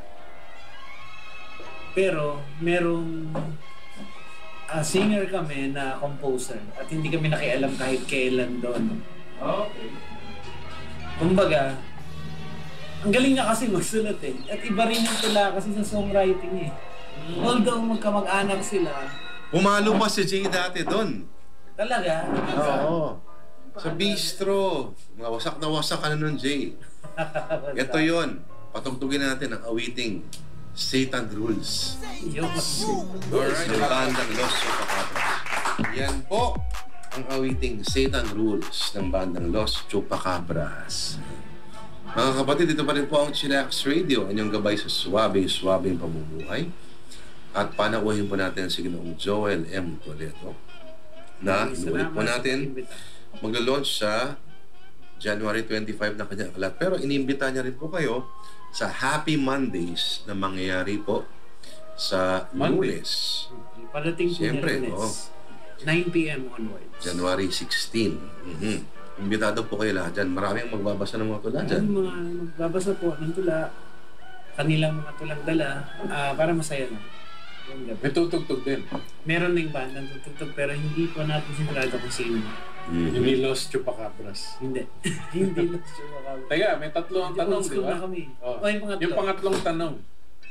Para sa mga nakikinig sa atin, lalo na yung the likes of Team Mahalik, si Miko, si John Rose, si Ish, si Aranza, si Leslie, at si Christina, na marahil matapos marinig ang yung pagbasa ng yung sariling mga tula, ay maengganyo sumulat ng kanilang sariling tula. Paano? How does one write a poem? Ang bigat ng tanong. Napakasimple, no? Pero ang bigat, di ba? Pero ang sagot siguro is, siguro, pinakaunang masasabi ko lang, kung gusto mong tumula, sabi nga ni Sean Connery sa ano, ang pelikula yun, pare. Sean Connery na Finding Forrester. Finding Forrester. The first rule in writing is to write. Magsulat ka lang. Kailangan talaga. And try to this, siguro, pangalawan na doon. First rule in writing is to write is othering. Huwag ikaw yung bida. Othering. Naka-displace agad yung pananaw mo. Kumbaga, generous yung tula. Hindi siya ako na nagkikwento lang. Pwede naman ganun eh. Pero pwede mong i-balance yun na hindi parang tungkol sa akin yung kwento siguro ng tula or sentimiento ng tula. Kundi para sa'yo na hindi ko kilala na possible reader and possible writer. Kumbaga, ang pananaw is Universal. Universal ang tula. Hindi siya horoscope pa. Hindi siya ganun ka generic. Pero ibig sabihin, number one, elevate mo yung horoscope so that it sounds like and it feels like it's for you as a reader, and as a writer, it sounds like it's not for you but for the other. Yun yung tula para sa akin. Pero conscious ka ba pag sumulat ka ng tula na it will be read aloud? Hindi. No? Naniniwala kasi ako, the sound is on the page. Pag binali mo ang linya, may kinreate ka ng sound. Pinili mo isang particular word, may pinili ka ng tunog. Kumbaga, without anybody reading it aloud, nakita niya sa pahina yung tunog. Ando na siya. Parang siyang silent music. Yun ang tunog. Kung kaya hindi rin kailangan magra-rhyme. Hindi kailangan magra-rhyme. Yung rhyme, accidental yan. Or unless gusto mo ng form poetry, magra-rhyme ka. Pero mas maganda kasi, Bert, pag hindi mo na papansin na nagra-rhyme. Parang nababasa mo na yung tula, tapos nagets mo yung punto, tapos mamaya, oh nga pala, nagra-rhyme pala to. Kumbaga, hindi na siya mahalaga. Secondary na yun dun sa pagkakasulat niya sa pahina. Kaya pahabol, no? Inumaga ka na ba pag susulat ng tula? Oo. Madalas. Oo. Lalo na ng mga nakaraang taon. Umagahin ka kasi hindi mo alam kailan dadating yung... Pero hindi naman isang tula lang yan o isang tula lang yan? Hindi. Maraming no? mga pinipilian mo na to. Pero syempre kapag tumutula ka, siguro nakatuto ka lang sa isang particular na panahon. Hindi mo kayang sabay-sabay niya na para nakalinya yung mga drafts mo. Wala namang gano'n. Isang tula lang. Kinakalimutan pa rin natin, Joel, na siyempre, bago ka maka-achieve ng ganyang dexterity sa lingwahe, kailangan marami ka rin binabasa. Tama. Ayan, siguro, sa ngayon, ang pinaka-paborito kong makata, pwede ba yun? Ano ba? Hindi po ito ibig sabihin na may isa kang paborito necessarily. It's just that meron talagang sa particular na panahon sa buhay mo, meron kang tinututukan na isang makata. Paborito ko po ngayon, isang American poet named Dean Young. Siguro hindi lang ngayon for the last maybe 5 years. Siya po yung tinututukan ko na makata. Dahil lang, ramdam na ramdam ko yung dating ko wala sa kanya. And hindi kayo magkakilala niya? Hindi magkakilala. Alam ko lang kung ano accomplishments niya, hindi rin naman siya kasi sikat ng, let's say, Shakespeare. Pero ang punto, meron kasing mahalagang tinutulong yung meron kang binabasa na makata. Hindi pwedeng you're doing it in a vacuum. At lahat ng mahusay na writers ay mga fanboys. Tama yun. Fangirls. 100% correct. Minsan, ito kapansin mo pag nagpupulong-pulo ang mga manunulat, parang ano rin mga musikero, tol, narinig mo yung bagong album, yung bagong riff ni ganyan? Bagong The Smiths. Oo. Ay, wala pala nun. Ganon ang usapan lagi. Parang may nabasa kang bago at binibida mo lagi na parang Tama. parang sinabi mo rin na kanina na yung experience na hindi ikaw ang bida, kundi parang influence ka ng gantong bagay. Bibihirang-bibira at normally inferior yung makata na magsabi na parang I came up with this original line. Medyo mabigat na claim yun. Pag nagsabi ka na akin. Normally, mga mayayabang, hindi magagaling yan. Yan. Mabigat yan. Di ba? Yan. On that note, isa lang natin yung isa mong nakalinya, Ginoong Toledo. World Party. Alright. In fairness, consistent si Joel sa mga sounds niya, di ba? New wave. New wave pa rin, oo. Kaya sa mga bata, di ba? Maghanap kayo siguro ng tamang musika para sa inyo, no? Hindi naman magkala yung musika at saka tula eh, di ba? Sobrang dikit. Pagka kung gusto mo maging songwriter, gusto mo maging musician, hinahabol mo na agad yung hindi yung movement na. Wala akong kilalang Makata na mahusay na Makata na hindi mahilig sa sounds. Tama. Masyadong yun, no? Peculiar rin pag hindi siya mahilig sa sounds. Pero ang weird nga, no? Name me one Makata na hindi mahilig sa sounds. Wala eh. Kaya po yun. Lahat ng kilala ko, from Ricky de Ungrea to Radio, shout out. Ofelia de Malanta, Jimmy Abad, hindi ako sigurado. Hindi rin ako sigurado. Pero philosophy pinanggagalingan naman nun eh. May sariling musika ang filosofiya. Yan. Anyway, kung gusto mo makipag-usap tungkol sa tula, pumunta po kayo sa Monday, sa Happy Mondays, January 16, sa Exile and Main Street sa Katipunan. Hanapin niyo po si Ginoong Joel Toledo. Paano siya makikilala? Ipopost po natin yung picture niya sa Chinek Street fan page. Joel, maraming salamat sa pagdala mo. Okay. Joel, bago tayo magpaalam siguro, mga huling tips sa mga gustong pasukin itong mundong pinasok mo. Pagtuturo po, eye contact. Number 1. Pagsusulat ng tula, magsulat lang po tayo. Actually, yan din sinasabi ng Marcelo Santos eh. Kasi hindi ko alam kung paano pang iba eh. Magbasa tayo ng tula bago tayo tumula. Yan. At huwag natin isipin masyado yung sarili. Mas isipin natin yung iba. Yun niya tayong tula. Paano ba kunyari? Yun eh. Ano yung tip mo na ma-elevate yung konsepto ng hugot? Kasi all hugot, ang inisip nila ay sarili nila. Pero dapat ma-realize nila yung hugot has been there since the time of Shakespeare and even before. Siguro, ang simpleng sagot sa hugot ay hindi ikaw yung bida. Para kang kausap na bata na nakaikot yung mundo sa buhay niya. Hindi mahalaga yung nararamdaman mo. Mas mahalaga yung posibleng maramdaman niya. Yung niya ay meant nasa harap mo. Kumbaga, walang way to elevate hugot but to not think of yourself. Yun na.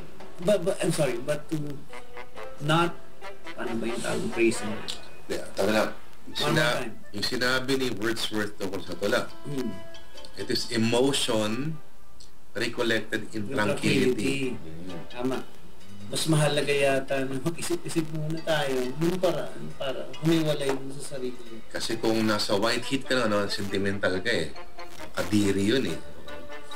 Atras ka. Sa'yo ko rin narinig, Lord. Write in white heat. Okay lang yun, rewriting. Pero baka yung mas mahalaga yung sinabi mo huli doon sa isang meeting natin dati. Edit in cold blood. At doon yung othering nangyayari. Mahalaga na maintindihan mo na hindi naman para sa iyo lang ito. Parang nagsulat ka rin ng nobela. No? Edit in cold. Oo, lagi yun. Edit. Sa puntong ito, salamat tayo kay Joel Toledo. Maraming salamat, Joel. Maraming salamat po sa Chillax Radio.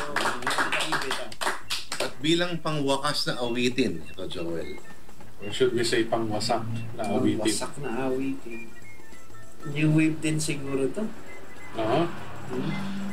Kasi nung panahon na to, at itugtugan sa jeep, pupunta ka na ng bayan mula sa Silang Cavite. Mula sa Lalaan First punta sa bayan ng Silang Cavite. Ito po ay isang kanta ng the great new wave artist Kenny Rogers. Pamagat niya, A Love Song. Maraming salamat mga kapatid. Bayaw! Original Bayaw!